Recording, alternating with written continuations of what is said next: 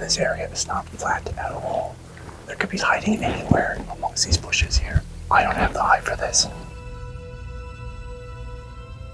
Oh my god.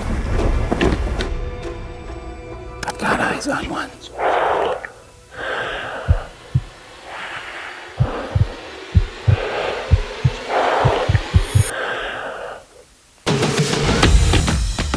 South Africa, a country of 60 million, with Africa's third largest economy, the continent's second biggest city, and some of the most passionate food minds I've ever met. Is this what you would normally serve one person? Yeah. Ridiculous. But South Africa is a complicated country with a dark past. Apartheid, an institutionalized system of segregation, favoring whites and marginalizing all other communities. We are right now in the township of Alexandra. It was abolished barely 30 years ago. What is a township? It's different social environments. So maybe if you had more money, you would live in a different area. Basically a place you were just put there. It's not like a place you chose to come to. Now, the echoes of apartheid's devastating effects can still be seen throughout the country. Sometimes we don't have water and also electricity, and many of the youth here, they're not working. It gives rises to crime. Do you think Alex is safe? It's not safe. You are our head chef today, right? Yeah, thank you. No, thank you. But when we're talking about food, That's delicious. I'm gonna need a nap. it's clear. Is this a pretty traditional way of cooking? Yes, yeah. Everyone here has influenced what we now know as modern-day South African cuisine. Oh, wow. In this series, it's my mission to learn about the life, culture, and food from people of every background. Oh my God. How many calories do you think are right here? Your whole week. Your whole week. Like Black South Africans, who make up 75% of this country's population. They like saying here in South Africa, if you drink this, you become a bear. Even within this majority, you'll find a variety of tribes, ethnic groups, cultures, and languages. Everybody is just trying to mix their cultures together to see what works. Do you know what I think we should mix together? What? Some hot sauce. Wow. That's what we call transition kids.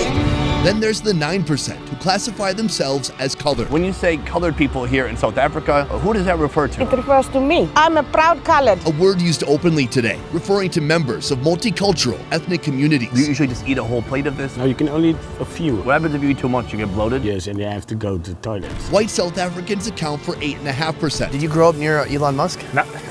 A population mainly descended from Dutch settlers who colonized this country hundreds of years ago. The white people, they moved from one side of the country to the other areas, so they had to learn to make more food on fire. In 2 weeks of travel, starting from Johannesburg and moving all the way to Cape Town's coastline, I learned the immense diversity of this country's people is reflected in the diversity of its food. I gotta say, what I've had in the past is nothing like this. I was actually waiting for that. Thank you. Like Johannesburg's bustling street food scene, Boom. Salud. with iconic recipes that have influenced countries all over southern Africa, like the doughy, delicious fried fat cakes, I had fat cakes when I was in Namibia. or the cow head smiley. What I like about eating faces, it's a weird way to start a sentence. There's the undeniable Afrikaner influence found in foods like biltong, seasoned and dried beef, or kudu. And it never gets rotten. Even the word braai is an Afrikaans word, meaning barbecue. People, they come here, they sit down, they order a ton of meat, and they drink a bunch of booze. It's my kind of place. On the west coast, the Atlantic waters are rich with seafood, Is this a big one? Yeah, it's a big one. It's I'm getting pretty good at this. cooked up with pride and precision by South Africa's colored people. Seafood is mainly our colored food. Do all of you speak Afrikaans? Yes. Yes. And English? Yes. Anything else? No. Pretty good. In Cape Town, you'll find the Cape Malay, You need seafood. I love seafood. providing significant contributions to South African cuisine. This is a whole different style of cooking and culture that we've not yet witnessed here in South Africa. I cannot wait to meet these people, to try out their food, but first, they're gonna need one of these. This food series isn't meant to divide individuals along racial lines, but rather to celebrate the collective cultural contributions that together make up the one and only South Africa. Our first stop in this cross-country South African food tour brings us to the city of Johannesburg, a city of over 5 million and the second largest in all of Africa. Here, their iconic street food has influenced countries all over Southern Africa, and I'm gonna try them all. It all starts here. This neighborhood we're in right now, it's got a lot of character. Sure. Tell Tell me about Sundays in Johannesburg. Oh my. Because I'm wondering if what I'm witnessing on the streets is something that happens every day. Obviously, Saturday, people went out partying and they're trying to find Babalas cure. Do you know what Babalas is? No. It's a hangover. It feels like people never stop partying from Saturday. We party from Thursday. And then when does it end? Never. Okay. So I heard this is like the perfect drinking food. This is called the Smiley. It all starts with a cow head, sliced down before cooking. Now, I had this before when I was in Namibia. I think it was a goat head or a sheep head. But when I ate it then, it was actually smiling at me. Sure. But here it's just, you know, it's cut up, it's on a plate. The only difference here is cow. So you can't put a cow on, how is it gonna fit? The head is too big. That's So a good point. There's different types to make it, but the original way to make it is boil it, salt. If you want to add spices, you don't actually. You add spices when it's already here. Chili beef seasoning. Best thing in South Africa. And peri-peri sauce. The Smiley usually pairs with putu. The recipe is cheap and simple. Start with corn flour and add just a little bit of water. I've seen something similar in different parts of Africa. In Tanzania, they might call it ugali, except for this looks like a more like dry version of it. This one we cook with a fork. Cook it up until it becomes fluffy. Finally, the dish isn't complete without a potent, savory cup of hot broth. You're going to pour over your meat just so it goes down smoothly because you're gonna choke. Let's do what we have to do. Pair that with the poto. And then you're gonna pick the one that you want, and then you're gonna go in. Oh, you already went for it? Oh, I had to wait. No, don't spit it out. Definitely don't spit it out. Joining me today, the funny chef, Lebo. Try it out. And She's a chef, actress, and a comedian. Wow. thank you. Born and raised in Pretoria, nearby Johannesburg. What I like about eating faces, it's a weird way to start a sentence. What I like about eating animal heads is that every bite's a little bit different. I understand why you kind of have to pour the stuff back on. It's like all the flavor has boiled out of it, so you pour the flavor back on, and you pair it with this. This is really dry. I'm not used to it. But if you eat it with some really soupy meat, it kind of balances out. My question is Johannesburg a street food city? definitely, I come from Pretoria. We come to Johannesburg for street food. We have 11 different languages. We have different cultures. Everybody is just trying to mix their cultures together to see what works. And that's what you get in street food here in Johannesburg. Do you know what I think we should mix together? What? Some hot sauce. Wow. That's what we call transition, kids. There's your bear juice over here. Whoa, what kind of a seasoning is that? Yep. Do you know what's in there? It's chili beef seasoning. What do you think? Before it tasted like 100% beef, now it's like 110% beef. The beef is so much more beefy. It's potent. Very nice. How about that hot sauce? Let's go. See what I mean? Very spicy, but extra sour. Lots of vinegar in there. That's very addictive. Yeah. It's juicy, it's very, very heavy and salty. I can see why people, when they're a little bit wasted, want to come here. Cheers, guys. Boom. Salud. How do you feel telling people to cheers when you're not offering them meat? Oh, yeah. That is offensive. Okay, hold on. Give them a little bit, not a lot. Can I just hand people meat? All right. Our next stop brings us to the bustling GHB Market, a mix of commercial buildings and outdoor vendors.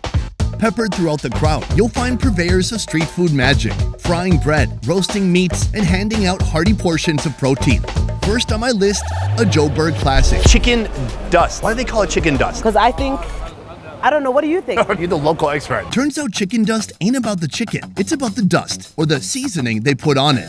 A blend of dried parsley, garlic powder, oregano, thyme, cayenne pepper, and black pepper. Dust it on the chicken and grill it over charcoal. Halfway through, slather on barbecue and finish grilling.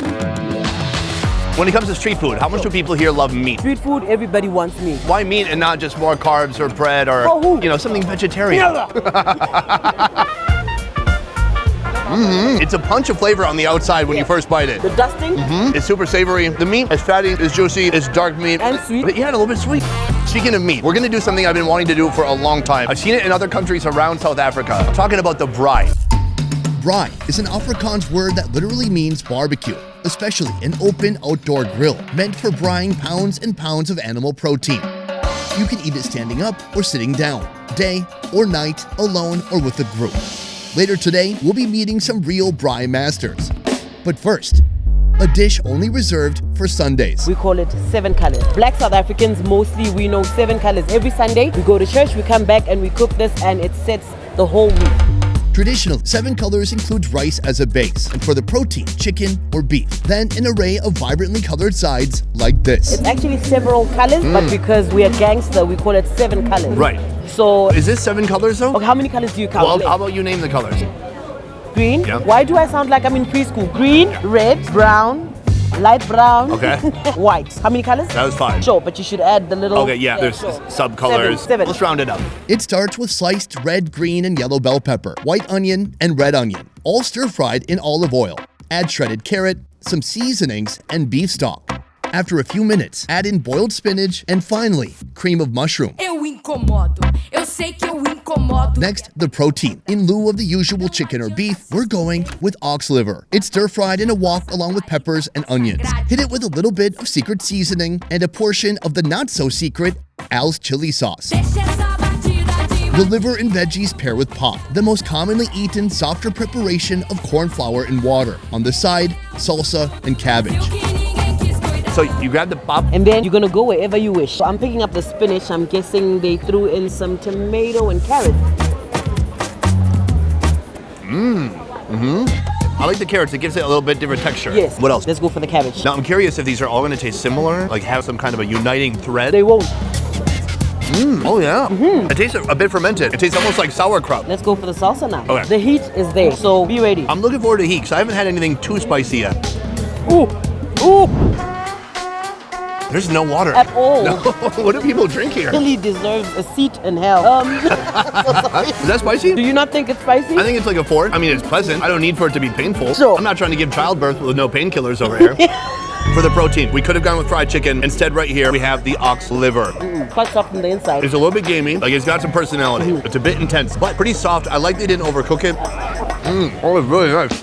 I love how the different colors represent the different flavors. The protein, yeah, look, anybody can get fried chicken. We already know fried chicken is good, but it's fun to try the oxtail. It's a bit gamey, but when you mix it with all the other flavors in there, smooth. I want you to know, you drive me crazy, yeah. And I want you to know, you are my lady. Just around the corner, take a few steps down the street and you'll stumble upon a food stall that has customers lining up as early as 4 a.m. What's the most people you might serve in a day? More than 100. Is this something you've been doing your whole life? 7 to 8 years ago. At first it was just me and my mom, and then as time goes on, you're like, okay, now this is getting serious. We need more people to come and help us. These are called fat cakes? Fat cakes, yes, but you can say magwenya. Magwenya, or fat cakes, are treasured treats enjoyed across the African continent. It requires just one ingredient: all-purpose flour turned into a dough, shaped and fried in hot oil. I had fat cakes when I was in Namibia. When I had this, I don't think I had anything with it, but here you have a bunch of different stuff you can eat it with. What are some of the more popular ones? White liver, acha, snookfish, special garlic. So what's on our plate right here? Acha and white liver. What is acha? Dried mango mixed up with spices. But I've heard that acha can be kind of off-putting. Did you say pudding? Is that what you said? Yeah, sorry. I'm leaving the show, guys. Cut. You just kind of rip it in half, right? Yeah, and then you put liver. Oh, so it really is like a stuffing. It's a spread. Just put one. Oh, just put one? You was everything. No, the thing is it's spread, so just put one. 1.5? Just put one. Sure. Okay, 1.5. Let's go for it. Go. Oh, yeah. Oh, that's nice. It's got a bold flavor. I don't know, I'm trying to figure out the acha taste because the liver is so strong. The acha makes a difference. If you eat this alone, it's going to be a bit dry, and with the oil, the spices, it infuses every flavor that you put in it. It's absolutely stunning. It's a bit sour, and I can taste the other spices in there too. And it's a nice mix with the liver, because the liver is very bold. Do you remember how old you were when you first had fat cakes? No, I don't. It's a South African thing. Everybody has this in the morning. You don't feel like making a sandwich, and it's easier, you say, because you can make it in bulk. You know you're going to eat for the whole week. Oh, you make it at home? Yeah, but I juice things up. You juice it up? I do. I'm curious how it works here. Now, I think some people who aren't familiar with street food, they might assume that someone just takes a table, they fold it out, they plunk it down, and then that's their spot. But this is all real estate. You pay rent there, right? Yes, we do. How important is it to find the right space? Very, very important. You cannot just go and be like, I want to stay here without checking. As you can see, this River Street, down there at Park Station. This road, everybody who goes to train, they use this street. I gotta say, what I've had in the past is nothing like this. This is a completely different experience. I was actually waiting for that. Thank you. Welcome to the Braai. Rain or shine, people are out here. This is a spectacle. It's a giant parking lot. On the periphery, there are tons of grills and barbecues like this. People, they come here, they sit down, they order a ton of meat, and they drink a bunch of booze. It's my kind of place. To my side, Mazondi. Is that right? Thank you. In this historically complicated country, braai is one thing that brings everyone together. People from every background partake. This primal act of roasting meat over a fire is something everyone connects to, and it's an essential part of South African culture. We're gonna get everything possible here. The beef, the organs, the sausages, and maybe a 40 on the side. I love that people here in South Africa, at least in Johannesburg, they don't mess around with the beer sizes. You might be asking yourself, well, Sonny, why are people getting so wasted on a Monday at 2 p.m.? I don't know, why not? Before hitting the grill, the meat is seasoned with barbecue spice and peri-peri chili sauce. Is beef one of the more popular proteins in this country? Yes, religion-wise, they don't eat pork, so we all strive for beef. When it comes to braai, gas grills are forbidden. A proper braai should utilize local hardwood, adding distinct flavor to the meat. Braai. What are you looking at? This looks incredible. I think we got it all. There's kidney, there's heart, there's liver, there's beef chunks, and then the sausage too. Would you finish this whole platter? Yeah, in a month. I'm gonna try the kidney. Please, break me off a piece.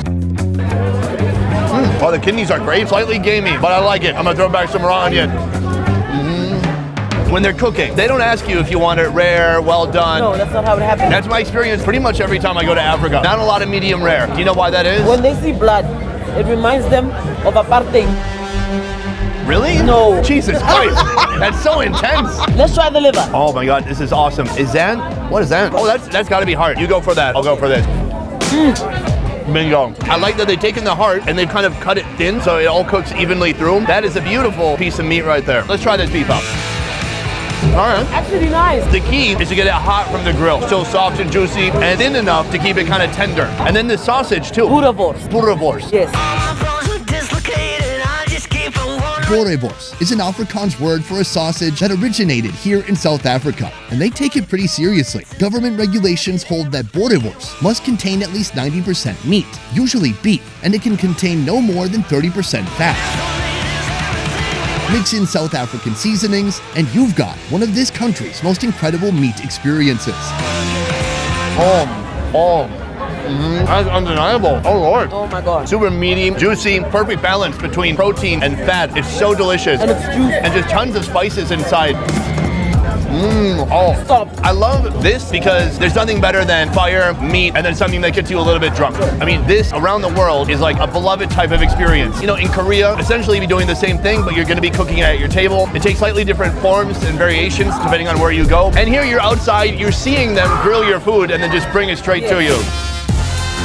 This was an incredible experience getting my first taste of South African cuisine with you. It was a pleasure. Thank you. Oh. Welcome to South Africa.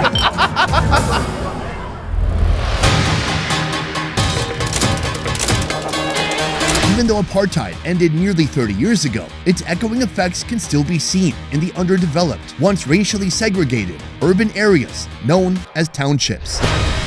Over time, townships became known for innovating unique street foods. What people lacked in resources, they made up for with creativity and skill. We're starting out in the township of Alexandra, one of the poorest urban areas in the entire country. Here, scarcity is a fertilized bed for creativity, proven by the food you'll soon see. This is River Park Cafe, located on the periphery of Alexandra. This is how I usually make my entrance. Okay. No, not really. Not really. Joining me, my companion for the day, fried chicken expert and restaurateur, Andrew. Next to him, restaurant owner, Chef Zanel. They both grew up in townships. She grew up here in Alexandra. Is this what you would normally serve one person? Yes. I thought you were doing this for the show. This is ridiculous. It's huge. This is Chef Janelle's signature, stewed sheep tripe and intestines, or mohodu. Her recipe actually starts with more cleaning than cooking. You have to make sure that you wash it, wash it, wash it, wash it, so that when you eat it, you just don't feel the sand or the little rocks in the mouth. Next, she boils it for 2 hours. The mohodu has to be soft, very soft. And then the taste. Do you want it to taste gamey or not? Because it smells. Like it has some power to it. That's desirable, right? Yes. The ingredients are cut into bite-sized pieces and tossed back in the pot. The chef adds beef stock and white pepper. After another hour of stewing, it's ready to serve. And then you have this on the side. You call it a dumpling. Growing up, I think my mom would call this like a popover. Flour, yeast, sugar, salt, butter, and sliced carrots come together in a dough. Let it rise into a bubbly mass and load it into muffin trays. Steam for 30 minutes to achieve this fluffy, cloud-like dumpling. I love the texture of it. It's like big, steamy, and soft. Oh my, this is so good. So we take that, we put it into the sauce. Oh yeah, super savory gravy. It's interesting, it does have kind of a wild, sheepy taste to it, but really good. It's got personality. It's not one of the chicks that holds the suitcase in Deal or No Deal, it's Howie Mandel. So we try the meat now. It's definitely tender. Yeah, very nice, soft texture. But once you get into it, you forget about the gamey smell. And I don't mean it as an insult. It's like, it has a gamey smell to it, but then when you eat it, it's like cheese. It might smell strong, but you eat it and it tastes delicious. So how long have you been cooking this recipe here? It's been years and we keep on improving it. Chef Zanel took over a small eatery from her mother in Deep Alexandra. 4 years ago, she moved it here. I find when people say deep here, it has a certain meaning. What do you mean when you say deep? It's deep because that's where you go into the core of Alexandra. You know, it's the Gomorrah part of Alexandra. Gomorrah, the deep or the belly, the core of the township, where all the social issues erupt amid people densely packed against one another. It's where Zanel grew up. Sometimes we don't have water and also electricity, and sometimes I feel like they've neglected us so much. There's too many potholes, and also many of the youth here, they're not working. So when it comes to employment, it's very rough. And also that gives rises to crime. So there's too many challenges around here. Do you think Alex is safe? It's not safe. It's not safe. Yeah. More than 60% of Alexandra's households earn less than $2,300 a year. Only 5 clinics cater to almost 180,000 residents. Having a stable life here is like standing in quicksand. But Zanel is proof that anything is possible. In my family, most of them, they didn't finish school, but then I made it a point that I myself, I'm just gonna challenge myself and go even further, you know, by acquiring a diploma in civil engineering. But this is what you love, and this is what you want to pursue. Yeah, I always told God that I want to open my restaurant one day, and I was saving money until it came to fruition. Do you think there's a lot of people here who feel defeated? Yeah, there's too much. There's a lot of people. There's too much, too many. To better understand the inner workings of Alex, Andrew and I head deeper into the densely packed belly of this township.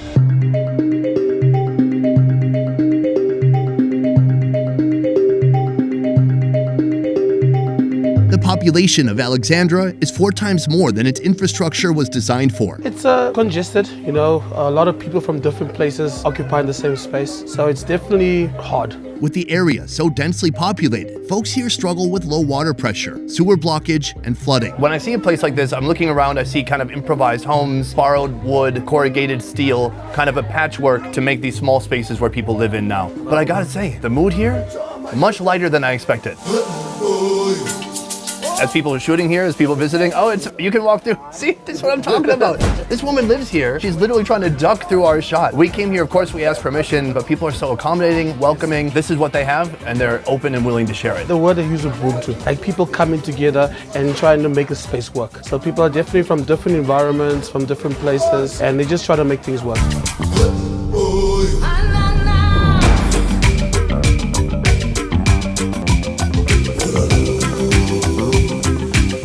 When it comes to the townships, do you think the townships are responsible for creating their own types of unique food and cuisine? Township food is basically a amalgamation of a lot of things in terms of culture, in terms of where you're from, and in terms of survival. A good example of that will be the Sly. I think we should find that. I know a couple of places, but I'll take you to one. Sly. It's a guilty pleasure bordering on vice, an unhealthy heap of delicious deep-fried processed food. The recipe here kicks off with bologna and salami on sandwich bread, then a fried egg, another slice of bread, cheese, and a burger patty smothered with barbecue sauce.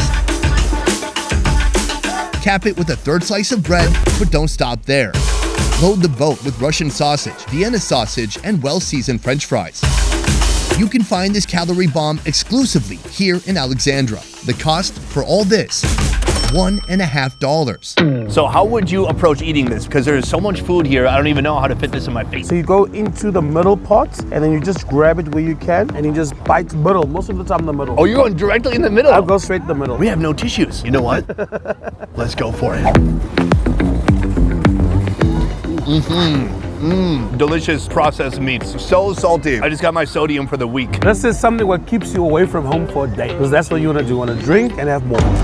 Can't stop, won't stop. It's a Russian sausage. It's a pork sausage what's been smoked. No relation to Russians. No. And this is very similar. It's a Vienna, like a hot dog sausage. So what they've done is, I think they've taken pretty cheap ingredients and they've prepared them the best way possible. Yes. So if you have a cheap kind of sausage like this, you don't want to just boil it in some water. No. It's going to be limp. And water will take the flavor out as well. But if you fry it, you crisp it up, you give it some texture, and then you just have a little burst of flavor each bite. How many calories do you think are right here? Your whole week. It strikes me when I come to places like this, some people use the word slum, especially for parts of it. Yeah. Is slum a bad word? The word slum, it is derived from a bad word, but at the same time, it also shows your struggles and the diversity, and it's like a story, you know, from the slums to the hood, you know, it's just a story to it. Andrew is no stranger to adversity. He was born and bred in Soweto, the biggest township in South Africa. He took himself from entry-level restaurant gigs to starting his own business, dishing out some of the best fried chicken in town. Now, he lives in the city, but he still visits Soweto to experience the unique township food he grew up on. Like this stuff, a meaty favorite we're gonna try soon. So, Soweto, I'm told it's a huge township. Yes, it is. Originally, people came from different areas from the country and were settled here. Soweto was one of many hundreds of townships created under the infamous Group Areas Act, implemented by the apartheid government. The act removed thousands of non-whites from most developed areas and assigned them to separate townships depending on their race, black, colored, or Indian. Today, Soweto is home to over 1.2 million people, 98% of those being black Africans. So where are we right now? Right now, we're in the DK, Diepkloof, in the cultural markets. This is a very popular market in Soweto. In this corner of Soweto, you'll find rows of storage sheds that have transformed into an improvised market. Folks here sell live chickens, beer by the carton, and food of all kinds. While our meat is getting ready to heat up, Andrew has invited me to one stall for an appetizer. I'm told these are called rocks. I mean, you could build a house with this. But you eat it. But you could also eat it. This is calabash chalk, a type of edible clay found mainly in West African countries. So they break it into smaller pieces, take it, and they just put it in their mouth. Okay, I'm gonna take a smaller piece. I don't want to be rude. Am I rude if I put the dirt back on the ground? No, I spit a little out. That's where it comes from, so you can put it on the floor. It actually has a nice texture. When you chew it, it's like But you're not supposed to chew it, you're supposed to suck it. Oh, terrible texture for chewing. So because it's clay, what happens is it's gonna melt in your mouth. It's like cake to my teeth right now. It has kind of a fun, silty texture. I don't hate it. I've had something similar in other countries, but it's much more sandy. And this is much less sandy. It's very fine. It just creates like a strange Play-Doh texture stuck to the side of my teeth that slowly dissipates and gets swallowed over time. In contrast to Haitian mud cookies, which are believed to compensate for a lack of nutrients, the calabash chalk is consumed by African women as a cure for pregnancy nausea. Cool, so this is nice. We actually came here for meat. I was gonna say food. This is now food. But we came here for meat. Just on the opposite side of the storage sheds, a clever twisted frame of corrugated steel and found materials, formed into a carnivore's paradise. I've been mortified, fortified, fitting like a Mordecai. They have the menu on the wall. Some of these words I don't know. Itumbu. It's like sheep's head. Okay. Papa. Papa is pap, says maize. And salad.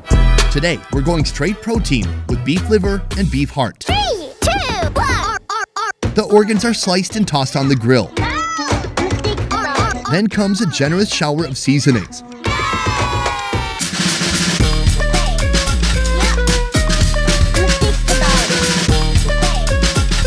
The hot and steamy organs are further chopped into smaller pieces and smothered with more spice, salt, and peri-peri sauce. On the side, salsa and acha. I think we're gonna eat first and then we're gonna have a drink after that. Okay, let's do it. So I think start with the heart. Oh, that's good. It's still beefy. You know, even though you eat the cow's heart, it's still beefy. There's no lack of flavor here. They've seasoned the heck out of everything here. Super salty. I'm gonna try to break it up with some of this. We got basically just a salsa, right? Yeah, just onion, tomato, and chili. Oh, that's nice. It's fresh, almost cleans up so you can go again. Or beer, a creamy brown sorghum beer. It's a communal drink. You don't use a cup, so we're gonna have it through this plastic container over here. Very creamy, fermented. It reminds me a little bit of Korean makgeolli, but more of a sorghum-y flavor. Every culture has something similar to this. This is our version of that. Well, I noticed here, it's like kind of offcuts, heart, liver, head. Is this food cheaper than like a steak? Yes, it is cheaper. So do you think that might be one reason that it's here? It could be one of the reasons, but the main reason is to show that what type of man they are. Usually, man eats cow hearts and liver. How important is that in a neighborhood like this to reinforce your identity? It's important to show people who you are and how they perceive you. Image is everything. It's just the way they class themselves. I mean, now you live in the city, but when you lived in Soweto, did it matter more? Yeah, it did. You know, if you look cool, you get all the girls. I gotta try this. Oh wait, I'm married. Now I'm ready for the liver, and this is loaded with seasoning. Oh, it's not gamey, it's clean. Beef liver, easy to make it very dry and just borderline uneatable, chalky. This is really soft, almost like a little pate. These guys grow tons of this type of meat. They know exactly how to cook it. I'm curious, you know, yesterday I ate a lot of different street food throughout Johannesburg, and I can see that people here really like and appreciate meat. But in a place like this, in Soweto, or in this part of Soweto, what kind of meat is most available? Chicken. Chicken is very popular. It's the daily staple around a lot of our communities. Then processed meats are big, as you're gonna see. Compared to Alexandra, Soweto is a wide-ranging township. Here you'll find densely populated, improvised slums, rows of cookie-cutter homes, and modern suburbs. The food is equally wide-ranging. From nose-to-tail street-side dining to vibrant bistros like this. Here, they're selling the Soweto signature, a prize many travelers hunt for. They call it kota. So we have a base of toasted bread, and then I'm not sure, I probably explained it in the voiceover. The kota starts with a whole freaking loaf of bread, cut into quarters, buttered up and toasted. Each toasted section is carved up to form a vessel. Now we must attend to the fillings.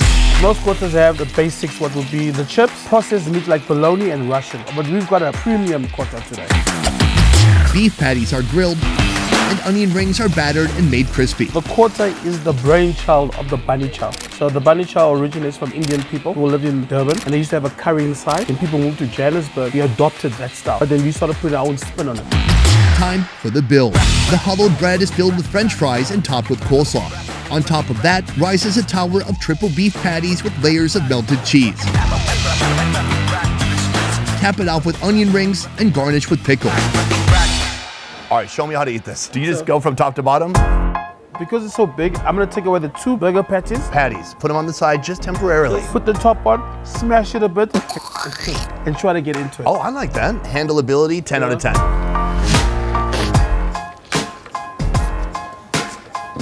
We're having a real cultural moment right now. That was fantastic. Okay, we gotta hear your review. I can taste the beef. This is definitely different because they're using like 100% pure beef on there. I like the fries. They're not thin. They're nice and thick and wide. And then the onion rings, crispy, thick, crunchy. I love the garlic bread though. Essentially like a garlic toast as buns. So flavorful. I'm gonna try just the patty here. Oh, that's a good patty. Super juicy. The fat ratio, it's a nice ratio. Oh my God. You know how much this one costs? $4.80. This is ridiculous. For $4.80, it looks like a hurricane came through here. Going from Alex to here, it feels completely different. How would you describe the difference? Alex still has new settlers. People are coming from outside Johannesburg and still moving into Alex. Soweto's more where people are generations in. Grandfather, my father, now me. This is a good community. It's more suburbish. Then we have places like Orlando West, Sofeni, Deep Kloof, Vilakazi Street where Nelson Mandela and Desmond Tutu used to live. So it's a diverse area. When you look at the township, whether it's Alex or Soweto, what do you think are the biggest struggles people are facing there? There's a lot of issues. Electricity, good roads, but opportunity is a big one. For you, in your story, do you think opportunities were given to you or did you have to just make your own opportunities? You know, the harder you work, the luckier you become. I washed dishes from the beginning. I moved around. I had to sleep on the road sometimes. And all the sacrifices brought me to where I was. But you see so many people here who seem kind of deflated, like they've just been defeated. So what do you say to those people? I know you can't solve all these problems, but you know, when you come across people who just seem kind of defeated, they're like, it's a Tuesday, it's noon, I'm just gonna drink. That's a sad story because you can't convince them there'll be a better day because they have to change before you can change them. The government can only do so much, a community can only do so much, but it's always up to the individual. Beautiful. Andrew, thank you. Thank you so much. Can I have a sloppy handshake?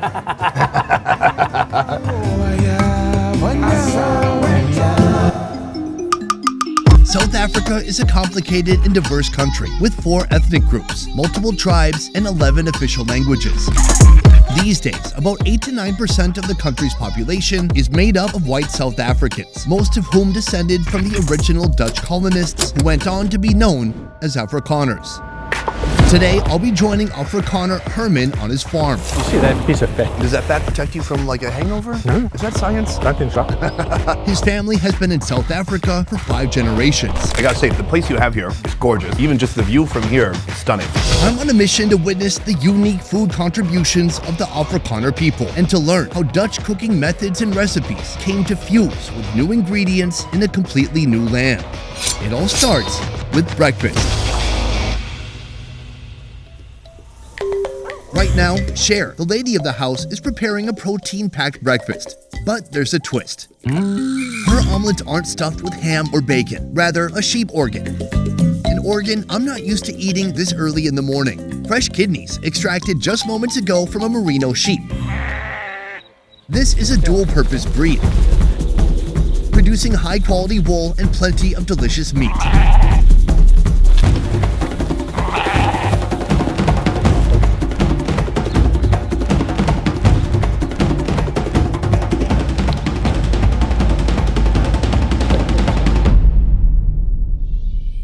It was first imported into South Africa from Europe in 1932. A move the wild jackals here absolutely adored. The kidney is chopped into palatable pieces, seasoned with salt and pepper, then rolled in flour. Our second early morning offal, sheep's liver. Also sliced into small bits and rolled in flour.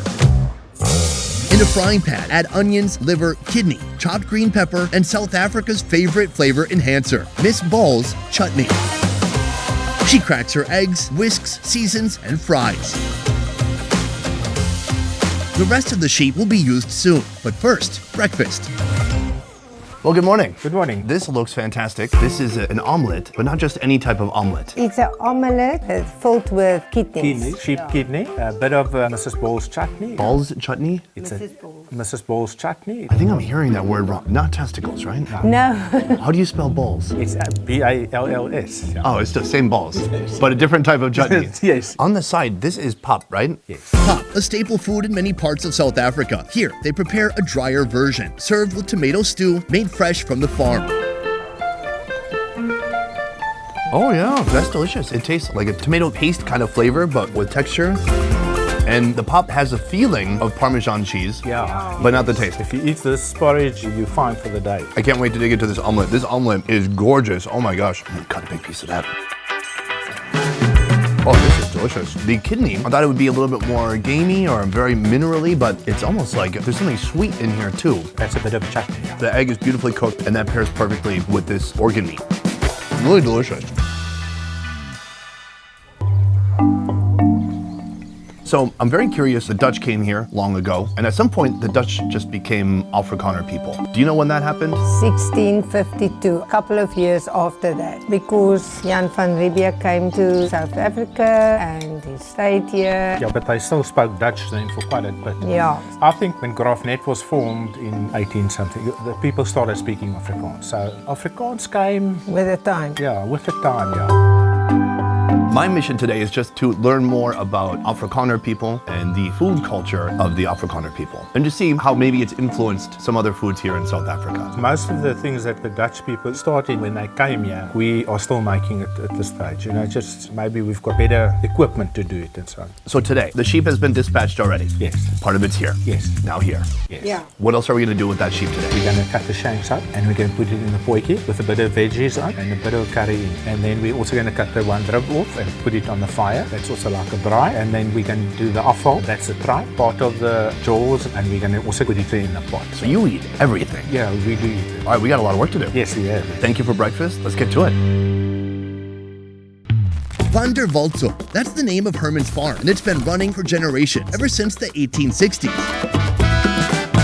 He specializes in raising merino sheep and cattle, but in the wild, you'll find a vast array of plants and animals, from tortoises to kudu. I'll be trying one of those soon. Sir, what is this called again? Oh, the potjie. Potjie? Yeah. Where does that name come from? I've got no idea. Oh, okay. Potjie Poiki is a round cast iron three-legged cauldron. It's descended from the Dutch oven, brought from the Netherlands to South Africa ages ago. Is this also a way that you would still cook day to day or just for special occasions? It's used for cooking poikikos, literally meaning small pot food, a traditional Afrikaner preparation made outdoors. Most of the Sundays we do it because then you've got time. This is a time consuming. It takes about 3 hours, not less than that. Right now, he's stewing up lamb shank poikikos. Add olive oil, onions, green and yellow peppers, garlic cloves, and then the lamb shanks. For the seasoning, a secret sauce, the chutney, and a bit of mixed seasoning from the grocery store. Finally, add some water and let those tough shanks simmer for hours. I'm so curious about the sheep because even just driving to your home today, I saw monkeys, I saw a turtle. I mean, it looked vicious. So a big one. And yeah, a big one.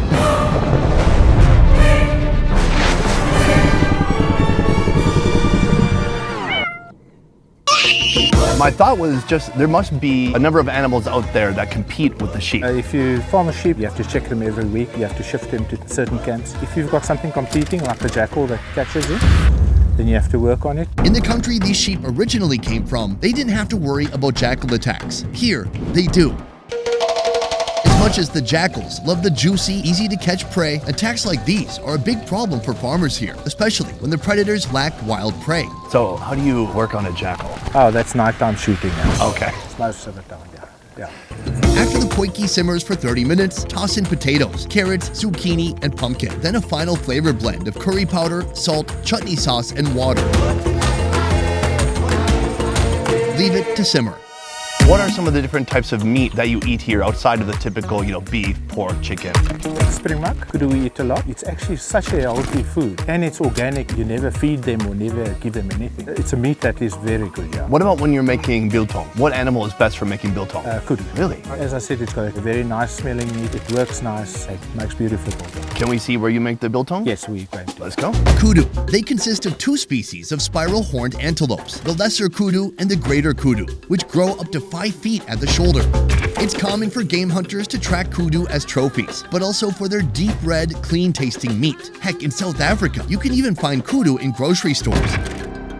Boom.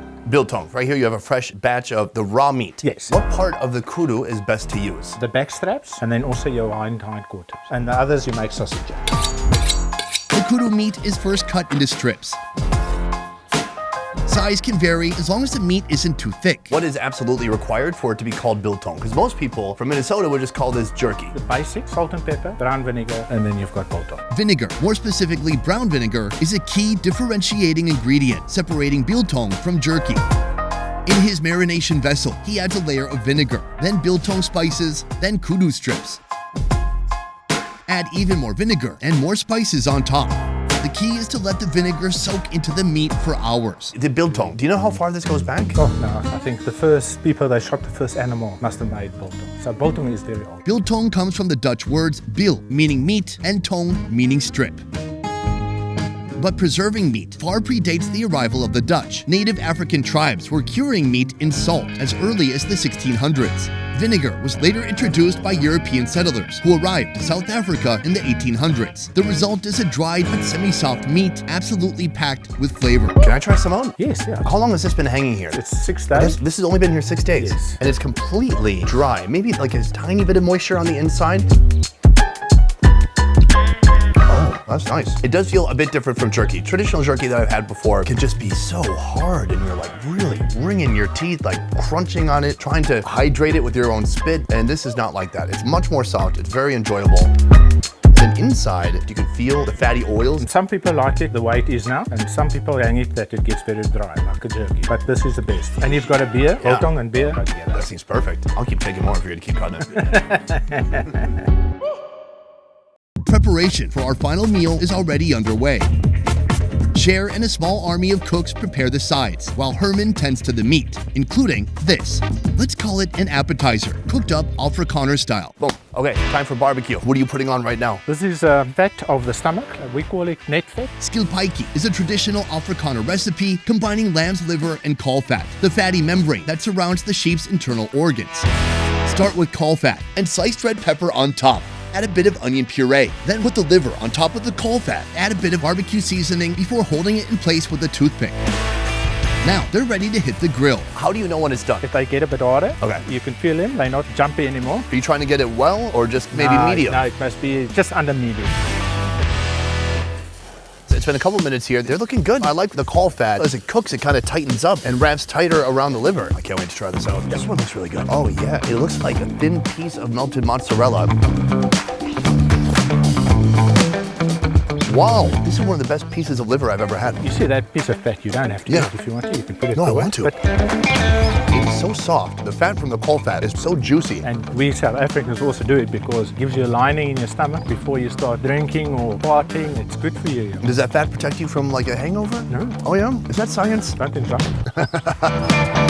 Oh, it almost tastes like eating a big burger patty, like a beef patty. And the seasonings you put on there are so lovely. And also fresh liver. If you put your liver the next day, it does not taste the same as the day that you slaughtered. I love it. I'm curious, and maybe this is a strange question. Do you see yourself more as South African or Afrikaner? Coming to that question, we are all South African. We come out of the Afrikaner background, but I mean, at this stage, we're South African. Yeah. And have you felt that way your whole life? Oh, yes, yeah. All right, fantastic. This is our appetizer. Now we just need beer and the rest of the food.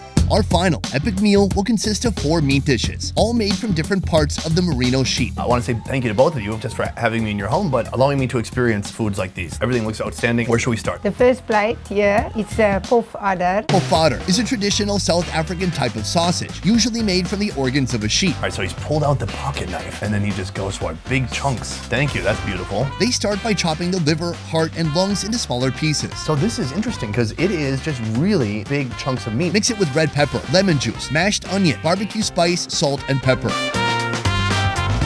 This evenly mixed blend is ready to head inside the sheep's intestine.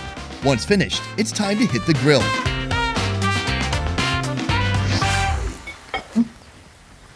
Oh, this is delicious. It just tastes like that fry type seasoning. Yes, yeah. And then the outside, because it's just grilled for a short time, so the intestine is still really juicy and fatty, similar to the caul fat around the liver.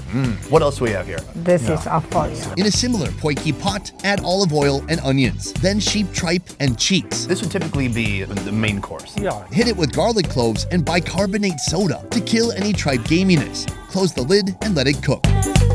Usually farm people, they like afval. So when you're visiting a farm, the first thing they ask you, do you eat afval? After a bit, add curry powder and potatoes.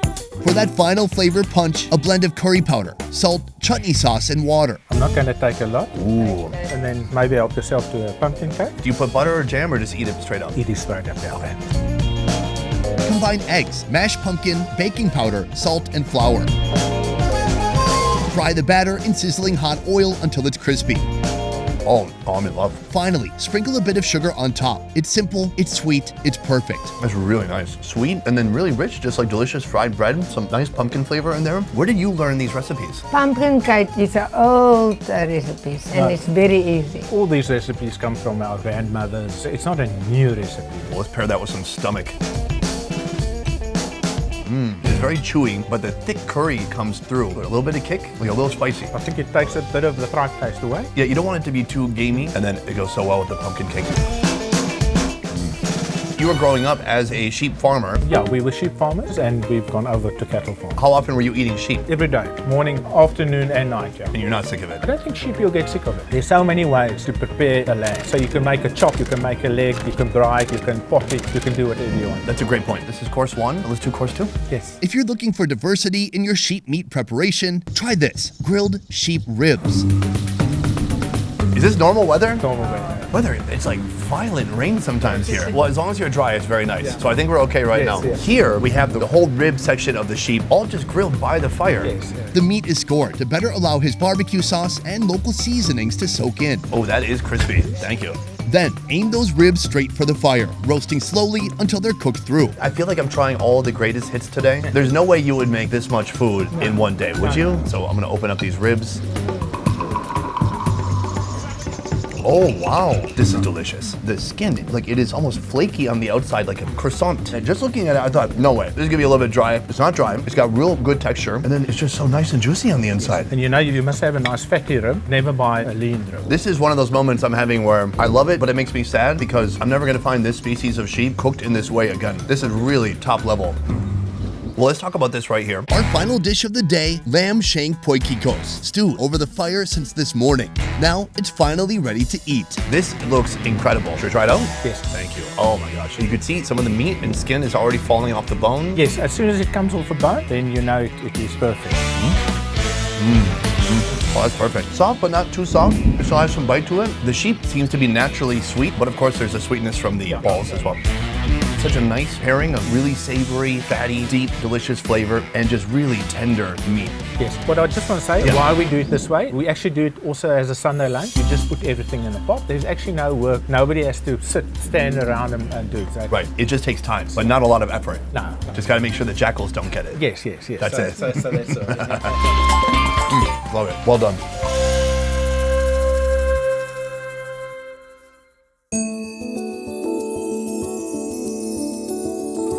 Just riding from Johannesburg to here, I can see South Africa is a vast, wide-ranging country, a country that means so much to different people. So I want to ask both of you, what do you love about South Africa and being South African? The friendly people, the families come together, rise on weekends. We like the social. That's something you don't see in every country. Yeah, I think we've got the open spaces. Also, your weather is nice. We've got the sea, we've got the inland, we've got beautiful rainforest. As a South African, you've got an option of doing anything you want. And we've got a lot of animals. Yeah, and you get to eat some of them too. Yes. That's really cool. Yes.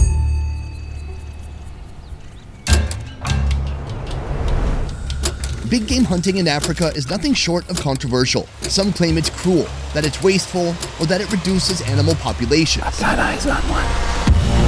Today, I'm on a mission to learn how this industry works, and I'm doing it from the inside. We're looking for a male that's just traveling alone. Yes. I thought I would be shooting into a big pack and then just hoping for the best. Getting my hands dirty, doing what some hunters pay tens of thousands of dollars to experience. I see one up there. Is that the one?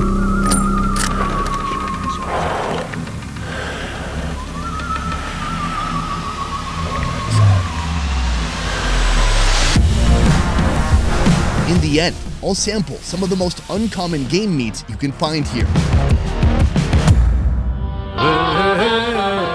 What do we got here? What does it look like? It looks like sausage. Well, this is actually the same as boerewors, but this is the smoked pork. Most boerewors these days are made from beef, but for hunters with access to game meat, the sausage-making possibilities are endless. Is it wild boar? It's actually a crossbreed between a wild boar and the Duroc pig bred, but we kind of put them together with a big black. Menage a trois. That sounds like 3 pigs. Yeah, that's right. We use salami spice inside this pork sausage, and then we smoke it, and it comes out like this. In the skillet, add sausage, smoked pork belly, and potatoes. Saute and dive in. This pork belly looks stunning. It's so crispy, and I like how you cut it real thin. Really good texture. It's very dense but crunchy, kind of sweet. And that's just the pork belly. This is the sausage here. Oh yeah. It's interesting because a lot of the sausage I've had here so far has been either like sheep or beef. It seems like there's several people who don't eat pork. There is. Pork only really became more familiar the last few years because red meat being very expensive in South Africa. So a lot of guys went and started eating pork. But this is free-range pork, and that also makes a huge difference. That's delicious. I'm gonna need a nap. Yeah. I mean, this is really heavy. Sitting next to me, my high school buddy Greg. He's obsessed with hunting deer, turkey, ducks, pretty much anything. So I've invited him to South Africa to witness hunting on a whole nother level. I'm so curious how things work here. My only experience being in places like this would be like in Tanzania in the Serengeti, where I went on safari and you get to look at the animals, but you definitely cannot shoot them. Here, this is a private game reserve. That's right. What does that mean and how is that different?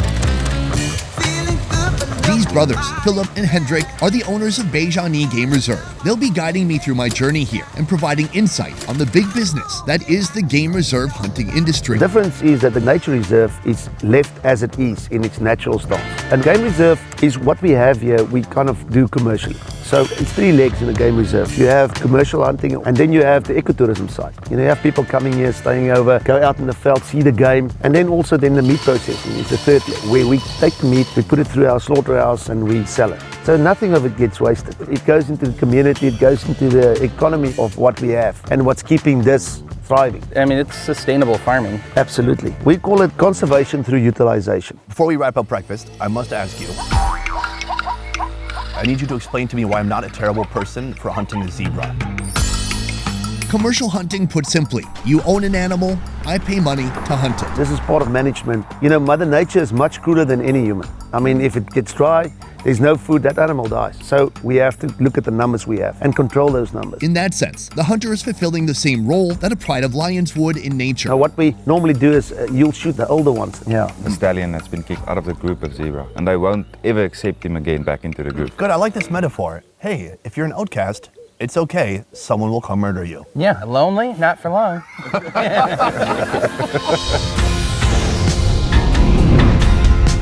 South African hunting regulations state all non-residents must be joined by a licensed PH or professional hunter. That is Hendrik's role. So we're on our way to a camp where we're gonna hunt a mountain zebra. We call it a quagga. Is this whole game reserve fenced in? It is. I know a lot of people don't like fences, but you know, it's all about management at the end of the day. Some claim fences like these mean the animals have no ability to escape, thus taking the sport out of the hunt. But here, this plot is a little more than 3 miles by 5 miles, full of hills, rocks, foliage, and trees. The person who owns this land, do they own all the animals on the land? Yes, we do, yeah. Wow. Layers of fencing keep the animals inside, and unwanted animals, like jackals, on the outside. How do you know if you're shooting too many animals? So what you do is you get a helicopter in, say, every 5 years, and you do a head count on the animals and make sure you can get your numbers right for the next hunting season. We won't hunt them if not a lot of them populated on the property. So it's an ongoing balance. It is an ongoing balance. Today, I'm hunting a zebra because of their large population here, but also, if I'm honest, I've always been curious how zebra meat tastes, and soon, I'm gonna find out.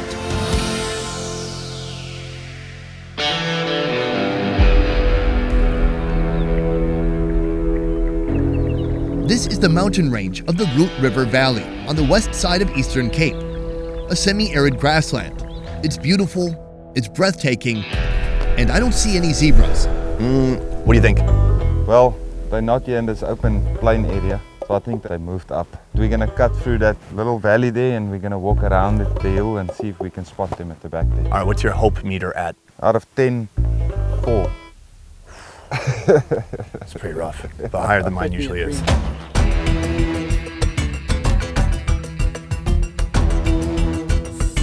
Hunting a zebra is a game of spotting and stalking. This area is not flat at all, so there could be zebras hiding anywhere amongst these bushes here. If they're in open terrain, I can see one. the stalk could be impossible, as they have excellent eyesight, and they're always watching their back for predators. Our large hunting party is working against us. Time to change strategies. Have you ever used a drone to drive the animals somewhere? No, let's try the old-fashioned way first. Avril, an experienced Khoisan tracker, will move up the hill to get a better look, while all of us head to the valley. If he spots a group of zebra, Avril will try to push them our way. Oh my god.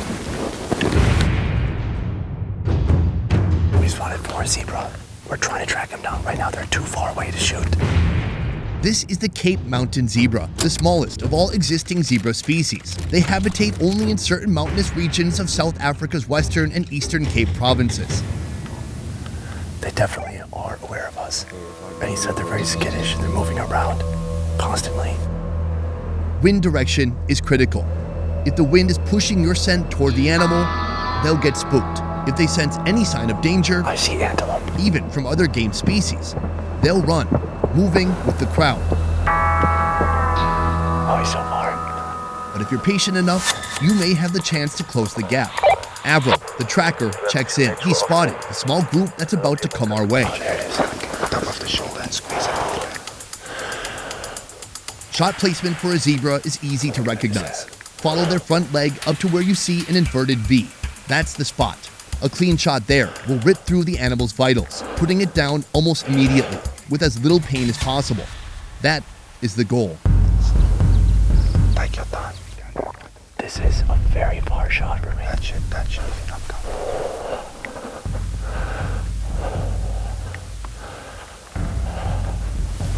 Sorry, I feel like I'm squeezing and it's just not going. Okay, it's moving now. It's so tiny in my scalp, I can hardly freaking see it. And now I'm shaking, trying to shoot it, trying to breathe, trying to squeeze the trigger, and the trigger's not squeezing, and I'm getting more and more shaky. It's still there, right? It's still there. Okay, let me find it. They're very unpredictable. Should I go for it? Take it. Right on the shoulder, yeah.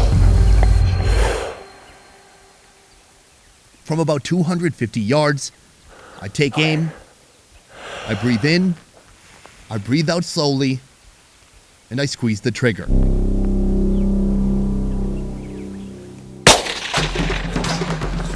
Looks like a good shot. That looks like a very good shot. He's behind that tree. Okay, let's just move. Yeah, okay. The exhilaration of a hit is undeniable, but my shot was off, missing the vitals and breaking the animal's front leg. A sense of guilt and duty creep over me as I aim to finish the job. It's gonna pop out. Yeah, there you go.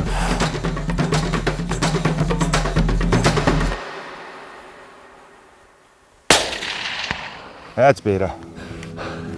He's gonna go down. Yeah, man. He's on his back, kicking his feet. He's down? He's down. Good job, man. That's crazy. You just chased down a zebra in Africa. Oh my God. That's pretty nuts. Wow. That was like really, like exhilarating is the only word I can think of, because every single moment just like trying to track it, hide behind bushes. And then finally we got it. A little jittery, a little shaky, but my first feeling hitting it, it's like equal parts feeling accomplished and then feeling guilty because I just want to finish it, you know? So the poor guy is probably almost dead now. Holy cow, man. Fully dead. Oh, beautiful shot, man.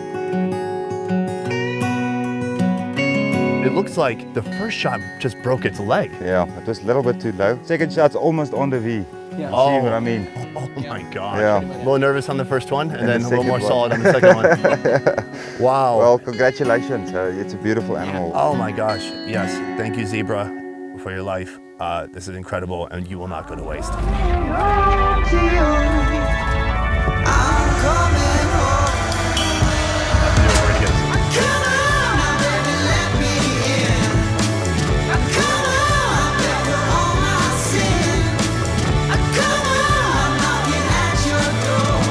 Every part of the zebra will be utilized. Its skin is carefully removed. It'll be used to make a rug or other upholstery. The meat and organs are sectioned up. Front quarters, hind quarters, ribs, tenderloins. Some will hang and some will brine overnight.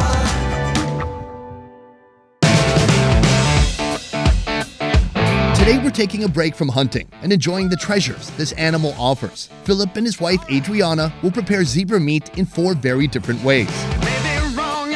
First up, a combination of the wild and the west, a zebra burger, with patties made of minced zebra meat, seasoned with salt, pepper, and local 6-gun seasoning. Grill on a skillet until the edges are brown and the juices start to accumulate. Now for the burger build. Spread butter on both buns, then tomatoes, pickles, and a zebra patty topped with a slice of cheese. I love this touch right here. What is this, porcupine quill? That's keeping it together. It's very unique looking. Well, hold on, is that a bun or a pancake? What's going on the outside? It's like a bun pancake. This is a fat patty right here. Pickles, tomato, cheese. I think we should try it out. Yeah, let's go for it.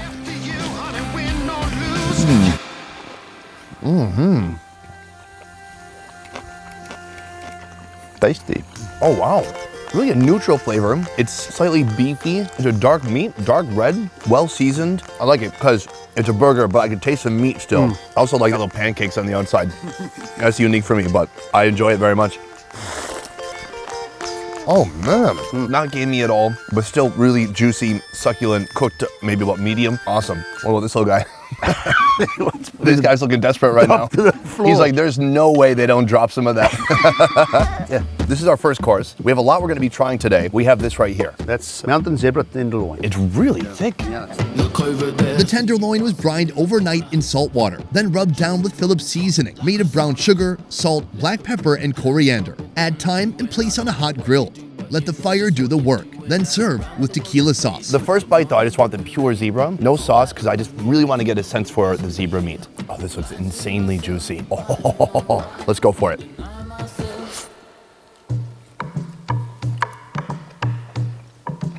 Oh, wow. It doesn't taste like the softest meat ever, but the way you prepared it has made it tender and soft and juicy on the inside. But is zebra known for being a little on the tougher side or softer side? I think it's just the way you prepare it. There's a certain wild flavor. It's not gamey, but it's so flavorful. Maybe it just tastes like the plants it eats all day. Like I had the guru lamb. It's eating the guru plant. It made it some of the most sweet meat I've ever had. And this meat has a certain type of wild, hard to describe flavor. It's like zebra tastes like zebra. I can't quite put my finger on it, but it's very delicious. How much was the zebra? I think it was $1,000. You know, I'm curious, how does the pricing work for people who come out here to hunt animals?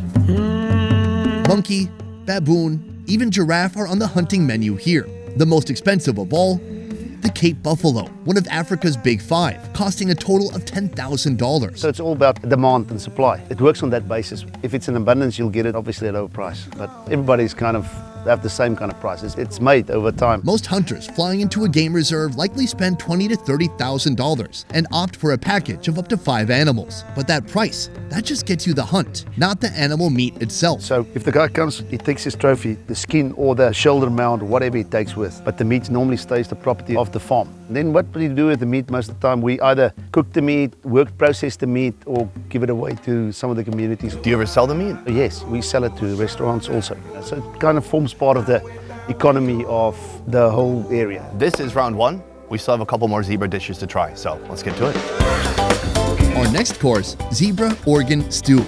Liver, heart, and kidney all get chopped. In a pot, add oil, onions, and the organs. Season with salt and pepper, add white wine, and simmer it for about 3 hours. In the meantime, Philip is checking in on his final course. Did you build the smoker? Yes, it was actually a COVID project. Okay, yeah, you had a little extra free time? That's right. What's inside? Inside here we have the smoked mountain zebra leg that it's brined before you put it in the smoker. If you just put it in the smoker beforehand, you lose all that moist. The tension is killing me. Let's see it. It's already marinated in red wine overnight before placing it in the smoker for about 5 hours. Ooh, I like the pattern of this because usually it might be like grill marks or something like that, but here we have like a beehive texture on the outside. The color is already changed. It's getting a nice bark on the outside. It looks juicy, it looks delicious. It looks like you removed, I don't know, wait, who's somebody else who's more relevant? It looks like you removed a bodybuilder's quadricep and just laid it down there. That is a fit piece of meat right there. How many more hours for this? This is about ready. All right? Yes, sir. Have you ever eaten the organs of a zebra before? To be honest to you, not really. Oh, well, let's try it out. Oh, wow. You know what's funny is it smells like zebra hair. What do you think of the smell? It's delicious, man. I'm gonna dig into it now. Let's try it out.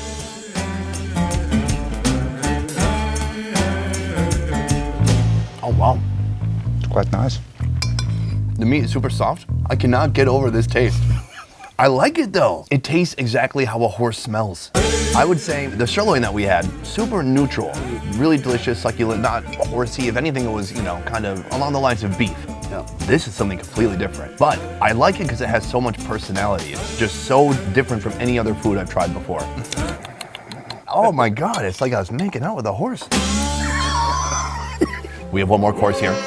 This is what we just saw outside. This is the smoked leg of the zebra. Now, I don't know if I've seen anyone smoke a leg before, and usually I see people smoke stuff that has a lot more fat in it, like ribs or brisket. What's important about the process is that with the brine, you secure the moist inside it. Big, beautiful pink smoke ring on the outside. Ooh, so juicy. It almost smells like ham. I'm impressed. It's a tough cut, right? Because very little fat, still very juicy, full of flavor. I just feel like we've had 4 vastly different experiences with the same animal, depending on which body part you chose and then how you cooked it too. Nobody would ever guess this was horse. I'm sorry, zebra, mountain horse, stripey horse. You know, coming here to this game reserve, it's like a whole new education. It's a whole new industry I knew nothing about, and that's why I wanted to come here and not just observe, but to involve myself in what you do here to understand better. But for you guys, especially you, Hendrik, what are the misconceptions that people have about game hunting like this? From my side, as a professional hunter, my job is to take people out there and make it happen ethically. And I think people's got a misperception of trophy hunting. Of an animal on a wall. But I feel if you do it respectful towards the animal, I mean, that's my job, and I make sure I do it right. So. Mountain zebra, one of the species in South Africa that was almost extinct. The one that I hunted? Yes. The last 10 years, things changed around because of our mountain zebra park areas, private owners. The numbers were up suddenly over 2,000 to the extent where it's now listed as a CITES 2. So meaning it's actually saved from extinction. So what happened is the parks can now sell them to private owners who can buy them up and then present them in the veld for ecotourism or for hunting. Oh wow. And this is exactly what's happening now. You shot the zebra, you had the meat, you take the skin with, and it's a whole new economy that we can now go buy new mountain zebra in from the money we get from you, basically. And it's sustainable. It is sustainable. I think what you're doing here is an argument for the privatization of animal conservation, where oftentimes, I don't know, even in my country, those things which have been privatized seem to function a lot better than those that fall under a government program. And here, you two have a lot of incentive to make sure the animals procreate, repopulate, and live good, strong, healthy lives. Gentlemen, thank you so much. I really appreciate this. Thanks, Sonny.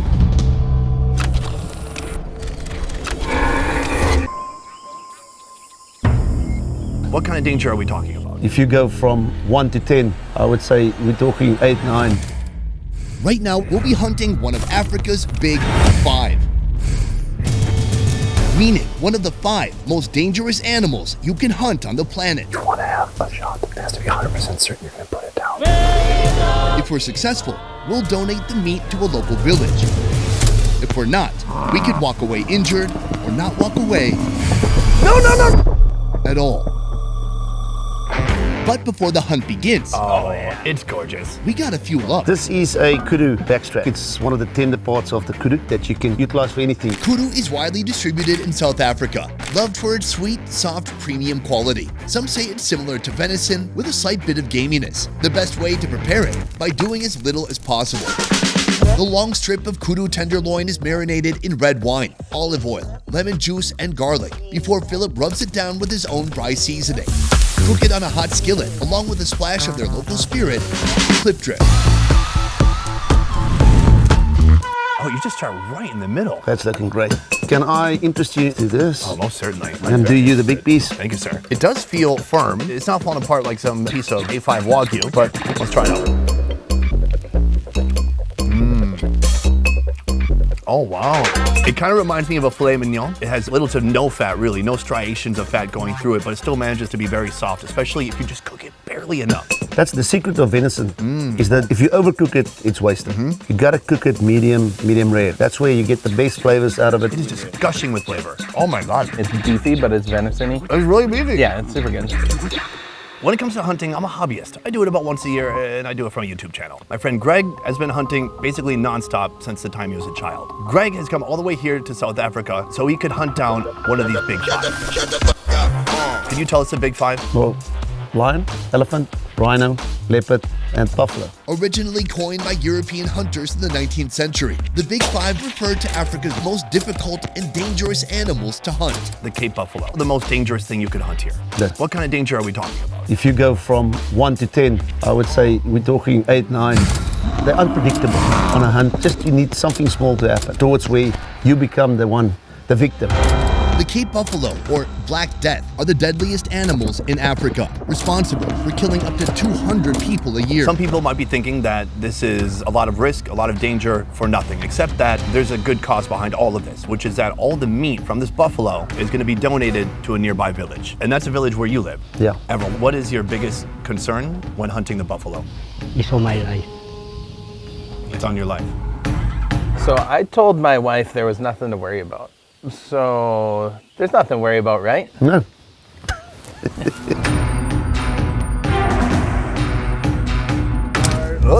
Right now, we're headed to a completely different place than where I did my zebra hunt. It seems the first step is to try to find some buffalo tracks and then track the buffalo from there. So I brought you out here, obviously, because you love hunting. We both grew up in the same town. I don't love hunting. I don't hate it. I just don't do it much. It's not something that drives me. It's not a passion. Why do you like hunting? It's a passion that I've had forever. Always been something that's called to me and super fulfilling as far as just being out in nature and doing all that stuff. So, yeah. Oh, thanks. That was nature. Yeah. Yeah. Sure, my buddy Greg has hunted the meanest beasts in Minnesota. Those just happen to be deer and turkey. Today, it's a whole new ballgame. Luckily, we're not alone. Hendrik and another backup professional hunter, Brutus, are here to guide us through what we hope will be a safe hunt. You just went up to the top of the peak. You went to a different peak. What'd you see? We saw 2 Cape buffalo, and they're ways off down in the bottom of the valley. It looks like they're down there for water, but we got eyes on them. What do you think? Well, I think what we're gonna do now is we're gonna circle around and just get right with the wind because it is important. So right now the wind is blowing from us to them. To them, yeah. Greg's wearing Axe body spray right now. Yeah, Old Spice. And that's gonna spook more than just buffaloes. It's also gonna spook single women.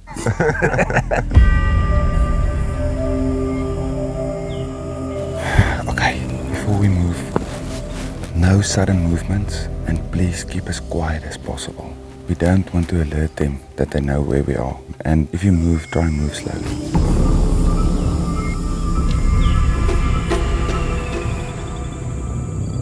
With our plan in action, Avril, our tracker, takes the lead. That's right. Avril is Khoisan, and the Khoisan historically are known to be among the best trackers in the world. At one point in time, their survival depended on it. Avril now uses these generations-old tracking skills to assist modern-day hunters like us. You can see a few buffalo up there. As a hunter, if you look up Cape buffalo hunting gone wrong, you'll lose a serious amount of confidence. The Cape buffalo can weigh up to 2,000 pounds, with short legs, a massive head, and heavy horns. If wounded, they become aggressive, willing to destroy anyone in their path. When attacks, we'll have just moments to react. Right now the wind's not perfect. The buffalo are a little skittish, like they know we're here, but they don't know what we are. So we're gonna wait it out and maybe get a constant wind direction, because right now it's kind of swirling around, so we know what way to approach from. So for now, it's sit and wait. The biggest thing right now is that you could shoot them, but you want to have a certain shot. It has to be 100% certain you're going to put it down. Right now, we're going to sneak ahead forward if we can. The tracker Avril's moving. Let's see what he does. You don't want to injure the buffalo, you want to put it down quick. Even with a high-powered rifle, being close and accurate is a must. I'm ready when you are. Take the shot.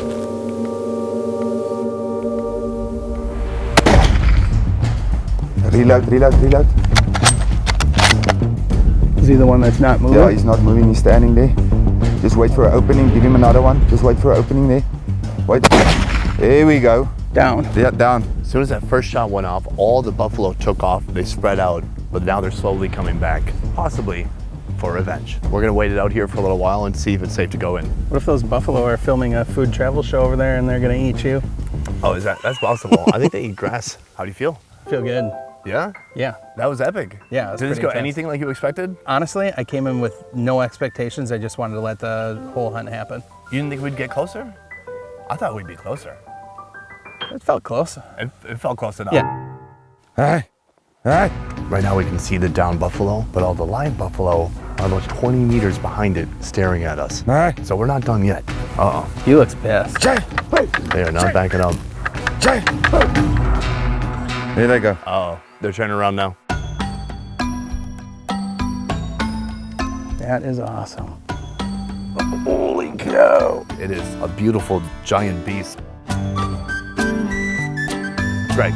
Well done. Yeah. He made a perfect shot, the first one. And it's a really old buffalo bull. You can see all the character on his horns. He's got a real nice hard boss. How many kilograms would you say this is? This is between 600 and 700. Just the animal itself, over 1,000 pounds. Yeah. Jeepers. This is not the end of this experience. It's just a halfway point. All of this meat is going to be donated. Avril, from here, we're taking this to your village. Okay. Nice. Let's go.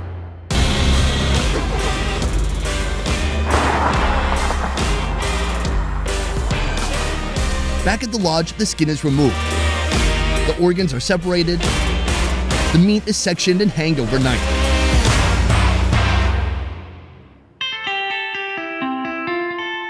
About 30 minutes outside Willowmore, you'll find Fullerton Village, a humble community of about 60.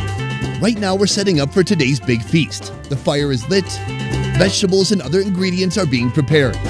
All that's missing is the protein.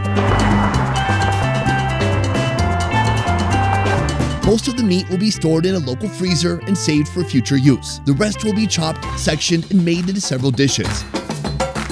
When cooking mounts of meat for a massive crowd, it never fails to cut it down into bite-sized pieces and toss it into a giant cauldron to braise for hours. You are our head chef today, right? Okay, yeah, thank you. Yeah, no, thank you. Avril's wife, Mama Poka, is manning her station, ready to turn these raw ingredients into a refined vessel of flavor. You have buffalo cooking in here. What are you making? I'm making a buffalo stew with potatoes, carrots, my onion is in, And my spices, salt, pepper, garlic, and cumin. Then the buffalo meat, and a lot of it. Ribs, bones, legs, loins, all of it goes in. Have you cooked buffalo before? Yes. How long should this cook here? 2 to 3 hours. I understand that people here aren't eating buffalo very often, maybe never. But what kind of meat do you usually eat? People in this area eat sheep, pork, chicken, and sausages. We have a lot of cooking to do today. Soon, when everything is finished, a lot of people will join together, we'll have some drinks, and we're gonna have plenty of buffalo. It's my pleasure. Oh, hey. Wow. A little community applause. Chop the buffalo leg meat, then flavor with salt and their homemade seasoning blend. Place it on the grill over a bed of charcoal. Cooking our final meal will take hours, but nearly every culture I've visited in Africa, from Egypt to, well, here, has a tradition of starting off with the offals. In this case, the Cape buffalo liver. I love it's turned like black. The liver is sliced into big strips, seasoned with salt, pepper, and their homemade blend. Then it's dredged in flour before it's shallow fried in hot oil. Serve with Chef Poka's homemade salsa, made by boiling onions, green chilies, and tomato sauce. Go for it.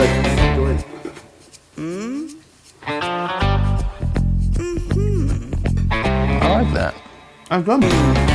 It's chewy, but it's got a good chew. It's certainly livery. Got a little bit of gaminess to it. A little intensity, a little personality. I think that's why people here like to dress it up. Yeah, I'm gonna give it a try. Looks like salsa. Kind of tastes like salsa a little bit. You think so? I do. It gives some nice acid, and then it's a bit salty and a bit sweet, but it's really fresh too. That's exactly what that liver was missing. Avril, what do you think? Very good. Very good. Avril, how old are you? 57. 57. You have great hair. Did you also get a hair transplant? No. No. That's a gift from God, my friend. This village used to be Avril's home, but for years now, he and Poka lived on Philip's Game Reserve. How long have you two worked together? 22. 22 years. Were you a tracker before you met Philip? Yes. My understanding is that historically, the Khoisan people were known for tracking animals. So how far back does that go? Long before the first settlers arrived on South Africa's shores, groups of Khoisan were spread out sparsely across the land. They were hunter-gatherers with their own language and culture. They possessed remarkable skill and insight into wild animals and the environments they inhabit. So how did you learn about tracking? Where did you learn that from? My father. What kind of animals were they tracking 50 years ago, 100 years ago? Interesting is if you look at Khoisan paintings, there's still today in the mountains, you find that eland was probably one of their main food sources because that's most seen on their paintings. And gemsbok, so. In a time before farming or herding, the Khoisan possessed skills essential for survival. But as modern ways of life creep into every corner of the earth, the skill of animal tracking is becoming obsolete, fading with each new generation. What are most of the people out here doing, like for work? Most of them are farm workers. When you say farm workers, they're working at the game preserve farms where the kudu and the springbok and stuff like that are. Yeah. What do you think are the biggest challenges for the community out here? The availability of water. The water and housing. Housing? Sanitary, the problem. It's a very small gesture, but I do hope that the meat we brought here today can help out in some small way. At least for some families, they don't have to worry about a couple of meals, and then they can focus on using those resources to buy water or whatever else they need. The meal is almost finished. That stew has been stewing for a good 3, 4, 5 hours. But in the meantime, we have an appetizer. Greg, you probably can't tell, but right here, I have a tongue. What tongue is it? That is not what I ordered. I ordered something else. What did you order? A penis. Joining us, Avril's brother, Winnery. He's lived in this village his whole life. Across from him, Toki, a community representative who serves people in and around this area. Have you ever had buffalo tongue? It's my first time. What about you, buffalo? The first time. Well, let's try it out. Boiled buffalo tongue with a side of onion and carrot. Once it cooks through, slice and remove the outer tongue shell before serving. It's got some bite to it. Well, I like that. Just braised a bit to get a bit soft. It could be braised even more. It actually does a lot like beef tongue. That's pretty good. I hope you like the tongue. Oh, I'm still eating. First taste of buffalo. Not bad. What do you usually eat? What kind of proteins are you usually eating? In this area, mostly it's springbok, kudu. Where do you get kudu? Are you just going to the store to buy kudu? Yeah. It's wild to me that here, all these game animals are just like common. Yeah, they just eat them at home. No big deal. You like kudu? Yes, only kudu. Not anymore. Now you eat buffalo tongue. Word is out that a feast is brewing and everybody is invited. The crowd begins to grow as this meal service nears its crescendo. The roasted meat, thoroughly cooked through, is taken off the grill and sliced. And the stew, full of tender, delicious beef, is nearing its final form. Mama Poca adds carrots, potatoes, and more water to the pot. Now for some steamy carbs. Dough is made from wheat flour. It's portioned into smaller bits, then each dough ball is placed on top of the stew where it'll steam. Today, a buffalo's life was traded for a village full of satisfied stomachs and happy faces. Some graciously provided resources, their time, or skills, while others graciously accepted the gesture. Together, at least for a short time, a community is able to put their challenges out of mind and enjoy the moment. Today, I believe, was a big success. First of all, it all started with you and the hunt.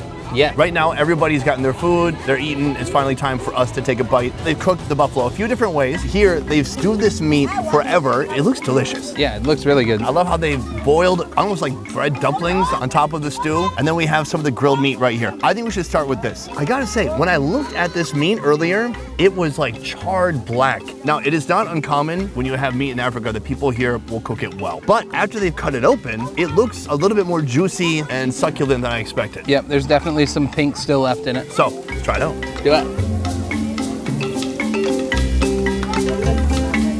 Buffalo meat, your first taste ever. It's good. It's good? At first, when I bit it, I thought it was gonna be more earthy than I like, but it wasn't. It's super good. It's definitely a bit tough. I think in the USA, we really value really soft, tender meat. And I think we just assume then everybody would want their meat to be that way. But some places in Africa, even in Vietnam, they appreciate something they have to kind of chew through.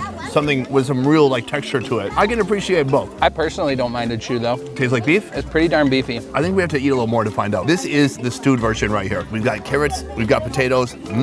Oh, carrots are delicious. Ooh, this is super tender. You can see the fibers breaking apart. Almost sticky though. Tendons and fat have become almost gummy. Really simple, straightforward spices, salt, pepper, garlic, and some other magic she put in there too. My favorite part is, I didn't know what to expect. I didn't know how many people would show up, how many people would want to be part of this, but when they were dishing out the meat, I thought we would have too much meat. They gave every person here like 2 pounds of meat. Yeah, everyone was going Thanksgiving style. Yes, pretty soon everyone's gonna be falling asleep. Right here, this is the bread. This is not supposed to be eaten alone though. Right here, we have some marrow. This used to be the buffalo's thigh bone, now chopped up, seasoned with salt and pepper, and brought to a boil until it's cooked through. What I've discovered with marrow is it's not always the more the better. It's like you have to get the appropriate ratio. Cheers. Oh yeah. That's a thing. That's good. That's super good. I like this bread. It's super doughy, really soft, and like sticks to your teeth when you eat it. But that marrow, it's like satisfying. It's kind of like when you have a piece of bread with too much butter on it. Ah, that's kind of what it's doing. It's super rich and super buttery. It's probably my favorite thing so far. What's amazing is the only time I really see marrow is at high-end restaurants. But I'm told that out here, sometimes these folks, the only stuff they can get their hands on is animal bones. Right. And so they're boiling just the bones and eating this really rich, delicious food. Coincidentally, yeah, it's freaking delicious. And it's all the trend now too, like with bone broths and marrow, and people are chasing this. It's because everyone's trying to go back to their roots, and this is the roots. Welcome to Africa. Right. This is your first time in Africa. Right. You've gotten a very tiny slice of Africa and even of South Africa, but what are your general thoughts so far? It's pretty big as far as like the mountain ranges. Like, yes, I've been around mountain ranges, but these are imposing. I know it's only been 3 days, but it feels very familiar. Anything from the roads to the people and communicating feels closer to home than I expected. How would you compare hunting in the USA versus hunting here? It's definitely different. My absolute passion when I'm hunting in the United States comes from the cat and mouse game with the animal. And when you come to a place like Africa, you rely on a guide to really figure out the land, figure out the quarry, figure out the animal. So a lot of that cat and mouse game is just not there because that's somebody else is doing that for you. They're locating animals, they're doing the scouting. When it comes down to it, in those last seconds, the final approach, it's the same thing. Yeah. And watching people enjoy all this awesome protein makes it all come together, and there is purpose, there is meaning. Everybody's so stoked. Everyone's full. Everyone jammed at least 1 to 2 pounds of meat in their stomach. Yeah. I'm pumped. I'm happy. Yeah. And I'm glad we can make it happen together, my man. Boom. I was gonna do a pound, but let's do this. Should we do a pound? Yeah. Boom. No, that, yeah. Hug, stand up hug. You smell good.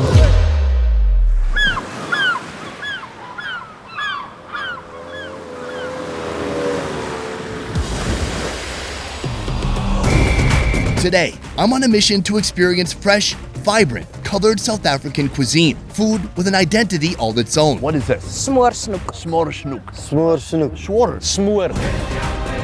From beachside lobster cookouts These are huge. to the culinary contributions of the Cape Malay. It sounds like you're saying they borrowed the best elements from each other and made one super cuisine. There we go. Are you ready for it? I'm ready. It all starts here.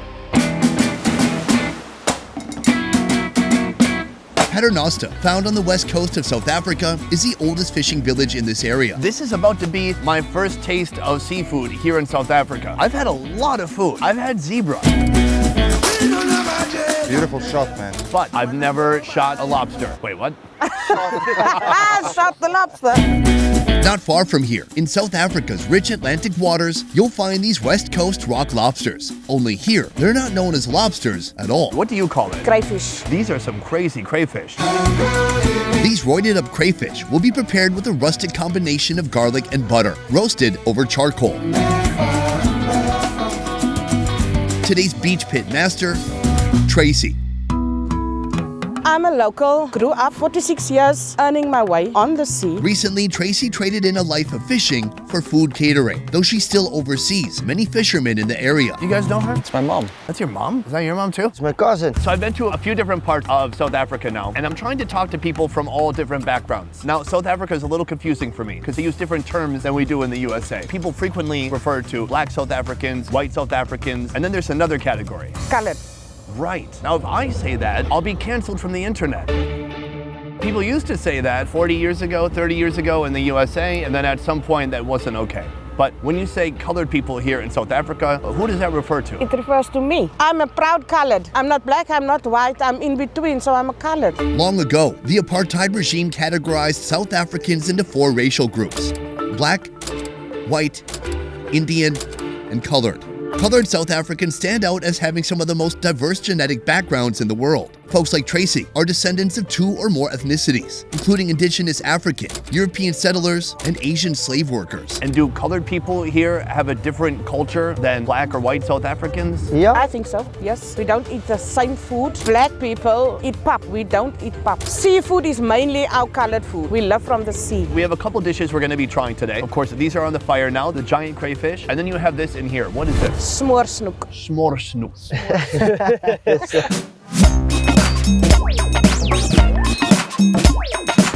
Butter, a colorful array of bell peppers, garlic, onion, potato, and tomato come together in a pot to share this tongue-twisting dish that bears an Afrikaans name. Do all of you speak Afrikaans? Yes. And English? Yes. Anything else? No. Oh, pretty good. The veggies are dressed up with various spices and welcome the shredded snook, a type of fish that looks like this. Tracy adds some water and lets the pot stew before bringing it to our picnic. Thank you. Need some more? Yeah, a little bit more. It'll look nice for the camera. This looks fantastic. I love the way the fish has cooked here. It's become just like a beautiful meaty mush mixed up with all these vegetables. Like a very hearty meal right here. Oh, how you doing there with the dust? Kinda used to it. Okay. Oh yeah. Delicious. Yeah, super flaky, juicy fish, fresh vegetables, hearty potatoes, the occasional mystery bone that could end your life, but not today. Is there a special time or day of the week where you eat this? No, anytime. I grew up with this food. So there's a clear difference in food. Is there a difference in geography? Where are most of the colored people living? In the West Coast. Yeah, in the coast. The Western Cape area once held some of the first and busiest ports for European settlers and slaves coming to South Africa. This resulted in the largest colored community in this country, a community known as Cape Colored. The geographic characteristics here make fishing the Cape Colored's livelihood. What is it that separates Paternoster from any other coast in South Africa? It's only our water here along our coast that's ice cold. That's why our fish is the best. I've heard that very cold seafood tends to be a little bit more fatty, and fat is flavor. Yes. Like these guys boiling up right here. These look gorgeous. What is the best move here? On your plate, a squeeze of lemon, and there you go. What part of the lobster is your favorite? The tail. Oh my God, it's so delicious. The butter you put on here is brilliant because traveling around the world, I've seen a lot of people take lobster, take crab. They try to step it up, they try to elevate it, but they ruin it. Just give it a little bit of butter, maybe some garlic. There you go. We're good. This is a fat chunk right here. That is what I call a crayfish. It's delicious, it's juicy, it's super fresh. I love the way you've prepared it over the hot coals. I love that there's a little bit of charcoal dust floating up on here too. It's absolutely delicious. You know what is the best part? You can do this every day. In Paternoster. The Western Cape is a pillar in the South African commercial fishing business, accounting for over 70% of the industry's employment. Among the commonly found local seafood, southern mullet holds a special place for one reason. It's the ingredient for the renowned delicacy known as bokum, a delicacy we'll soon try. After being plucked from the sea, the mullet make a short journey to a series of processing houses in Velddrif City, also known as the bokum capital. Good day, sir. Good day to you also. Greeting me to this bokum factory, Llewellyn. He's been here for 4 years. Every day, he and his seafood sidekicks process an actual ton of mullet fish. So we organize the smaller one we use for a bokum. The bigger one we sell as fresh fish. Okay, I want to get in here. I want to get my hands dirty. I want my hands to smell like fish for at least a week. So, you don't have a ruler. How do you know if it's big or small? Is it small? Small? So I do think most of these are small. I'm digging through, I'm trying to look for a big one. This is a bigger one. Okay, this might be a typical small one. This is a big one, a bit bigger, not super easy to tell off the bat, but here they have an experienced eye. Not bad. I guess you get used to it after a while. Once we have all the small fish, what do we do next? First we make a pickle. We start throwing salt, a layer salt, then a layer fish, and a layer salt until it's filled. So it stays for 3 days. Bokum first came about in the 1700s, introduced to this country by European settlers. Today, it's a crucial part of the fishing industry. It's bountiful, affordable, and folks here love it. After 3 days, what happens next?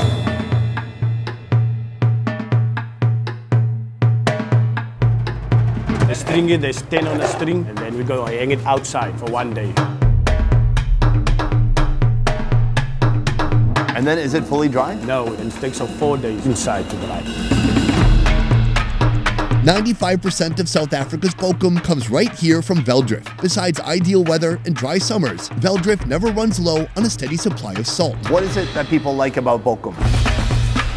It's like biltong, but it's just fish biltong. I was thinking that too. Biltong is so famous here in South Africa. It's probably one of the most famous foods to come out of this country, but you don't exactly see it being made with fish. You see kudu, beef, mainly those two. This is like a fish biltong. And it goes well with the beer. Do you have some in your fridge? No, we don't have. Probably the worst hiding spot ever in the company fridge with everybody going in there.